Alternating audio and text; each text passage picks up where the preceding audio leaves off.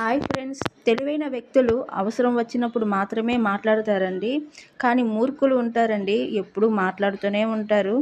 మన మనసులో goals, plans ఏవైనా వేసుకున్నప్పుడు ఎవరితో కూడా షేర్ చేసుకోకండి. ఎందుకంటే దాన్ని చెడగొట్టే వాళ్ళు ఉంటారు, లేకపోతే దాన్ని కాపీ కొట్టడం లాంటివి, మనల్ని డిస్టర్బ్ చేయడం లాంటివి ఉంటాయి. సో తక్కువగా మాట్లాడి ఎక్కువగా వినడం నేర్చుకోండి. ఎంత తక్కువ మాట్లాడితే అంత విలువిస్తారండి. ఎంత దూరంగా ఉంటే అంత గౌరవం వస్తుంది. మౌనం ఓటమి కాదండి. మౌనం అర్థం లేనిది కాదు, చేతకానిది కాదు. ఎన్నో జవాబులకు దాగి ఉన్న ఒక సముద్రం లాంటిది. ఏ మాట మాట్లాడితే ఏదొస్తుందో, ఎవరి దగ్గర ఎంత మాట్లాడాలో తెలిసి ఉండాలి.